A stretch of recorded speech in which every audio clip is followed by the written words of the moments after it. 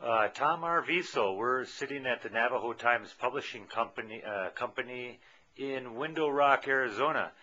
Tell us a little bit about, say over the course of the last month or so, what seems to be the top headlines of news here for the Navajo Nation? Well, Paul, the big headlines out here, of course, has to do with the water rights movement that we have. And then there's actually two different topics. There's the water rights agreement that we have with the San Juan River, which is up in the Four Corners area. Navajo Nation's been really working hard to try and get more water, more allocation that we think we're entitled to. And within the last few weeks, that has come to fruition to the point where it's been approved, and so we're going to be getting more water from San Juan. And then in addition to that, in the Four Corners area, again, there's a proposed power plant that's been really been a hot topic, the Desert Rock Power Plant, and so that's always a big topic for not only tribal officials, but now you've got state officials, you have county people from San Juan County, McKinley County. So it's a whole array of people within that area who are getting involved in, as to whether they want to have a Desert Rock Power Plant or not. And the environmentalists say no, and of course all the business people and a lot of tribal officials say yes. So those are really like two of the main topics that have been going on. The Desert Rock Power Plant has to do mainly with people objecting it because of the amount of water that's being used, or is it a combination of mining and water and air quality issues? Yeah, it's all of those that you mentioned. It's air quality, contamination. It's already, the air quality in the Four Corners area is already pretty contaminated with the generating stations and power stations that they have there now. Now, if they were to bring Desert Rock in, and that would be an additional, contamination to the air quality there. On top of that, though, there's the use of water that's underground springs that flow. They're saying that a considerable amount of that water would be used to help power the power plant, and that's water that could be used for other things, for people who don't have water, for irrigation, for a variety of different other things. And so, but yeah, that's basically the main thing: the environmental quality, and then the use of water, and then the fact that do we really want to contaminate and do something with Mother Earth again? Then we absolutely need to. Is that associated with a particular aquifer? Yeah, I couldn't give you the name of it right offhand, but it's a large amount of water, underground water. There's like an aquifer. There's a flow, and where they're proposing to build a plant, it's just right near where that water flow would be.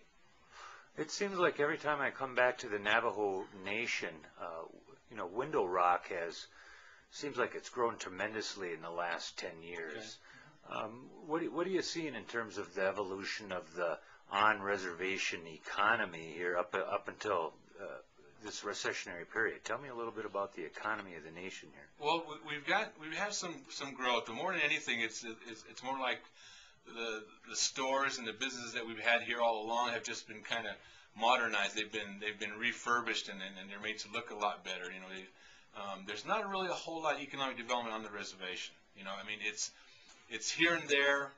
More than anything, you'll see a lot of development in the border towns. Like here in Window Rock, you have the small community of Say Benito, which is right across the state line. It's just down the street from here, and you see all the fast food places. You see the gas stations. You see all the development over there.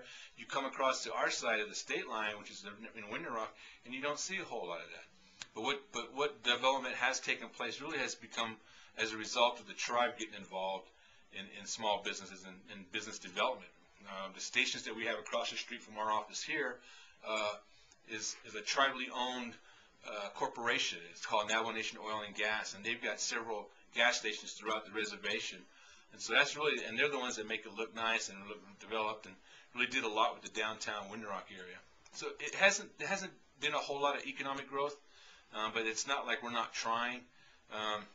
And then now that the economy is down, we're struggling just like everybody else. Let's talk a little bit about that. What's the impact, for example, on the Navajo Nation on just the value of gasoline, the price of a barrel of oil, your producers here? Right. For the Navajo Nation government gets a lot of its tribal monies, a lot of its revenue from natural resources, and a lot of it comes from oil and gas production. And for a long time, the nation was getting it was like close to $100 a barrel, maybe like $90-something a barrel. And now I think it's down as low as like $35 a barrel now.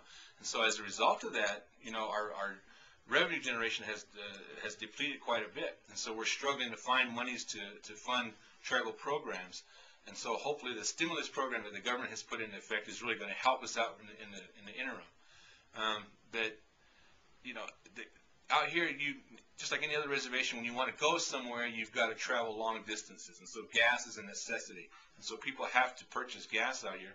And because we're out in the reservation in a real rural area, rural setting, you know, a lot of times the gas dealers kind of take advantage of that, and they charge the highest amount that they could possibly charge. And people will have to pay for it because they have no other recourse. They have to get somewhere. You got to get to school, get to the hospitals, get to work, and so forth. So they're forced to pay the high prices. But that's kind of had a reverse effect too. It's come down now since, you know, the price of gas has gone down, and it's really helped us quite a bit. But it's so weird because now the tribal government is struggling, and but we, the common people who use gas every day to get here and work and whatnot, you know, it's a good thing. What are you hearing about what's coming down the pike for the stimulus program at the Navajo Nation? Well, now we're supposed to get a big chunk of the stimulus the money that was given to Native American tribes, you know, throughout the nation. Navajo's going to get a pretty good chunk of that. I think we're looking at, God, how many billions? I want to say, I don't know, it's quite a bit. I couldn't really give you an exact figure. It's a huge chunk. A lot of that's going to be divvied up among the social programs within the Navajo Nation. A lot of it's going to go into the educational programs. And then they keep talking about having shovel-ready projects. You know, are you ready to start building your roads now? Are you ready to start building that senior citizen center? And those are the kind of projects that are going to get first preference on the stimulus money that comes in. Those that are ready to go, they have plans and basically have infrastructure in place. You know, those projects more likely are going to get the ones that you're going to see, you know, take off right away. So. Tell me a little bit, Navajo Nation always seems to have a lot of sports activities and everything. Tell me a little bit about what the bang-up of the year was. What were the victories? Did you have some? Well, there was several. Just recently, we just completed the state high school basketball playoffs. You know, just like any other place in any reservation, sports is big, especially basketball. And so in Arizona, we had one state champion, the girls from Monument Valley High School in Kayenta. They went all the way and won the state championship. And the place that they filled up is huge. There's like 16,000 people that show up and fill that whole arena. And they do it for all of the teams. All the reservation teams go. And it was in the Final Four, both the boys and the girls categories, 3 out of the 4 teams were all from Navajo. And so it was really something special. And they're at different levels, you know, Class A, 4A, and so forth. New Mexico was a similar situation. That was about 2 weeks ago. Same thing happened. We had a team from Farmington, the Navajo Prep, the girls team, and they won the championship. And so, but they would go to University of New Mexico and they would fill that whole pit. You know, Gallup High School had a really good year this year, and so it was really amazing. You know, there's a lot of strong following with our sports fans. Some of the best fans I think in the whole world are here. They're really strong, devout. And just recently we had the professional bull riders in Albuquerque, okay, and we had 3 Navajos riding, and there was a couple of the Native Americans. You know, in addition to Wiley Peterson, who's from Chauvin, and he was there. But we had Spud Jones, who did really well. He's a real talented young Navajo. He's on the PBR circuit now. He made the National Finals Rodeo in Las Vegas last year. So he rode 3 out of 5 and placed 10th. But the other 2 Navajo guys got bucked off. But the amount of Navajo people and Native American people that showed up at the arena again at New Mexico University was just incredible. It was packed every night. I got to go there on Saturday afternoon, and it was great. I can't tell you how proud I was to see those Navajo guys riding along with all the other big, you know, bull riding stars. It was on TV every day, every night. So that's kind of like what's going on out here as far as the sports goes. You know, we're rodeo fans, basketball fans. Everyone now is into track and field, and baseball and softball. So. In the final analysis, did you have a good pinion that season? You know, it was strange. We had a pretty decent pinion on that year, but it wasn't across the whole reservation. It was only a certain part of the reservation where the nuts really came out, and it was more like going towards Zuni, New Mexico. So.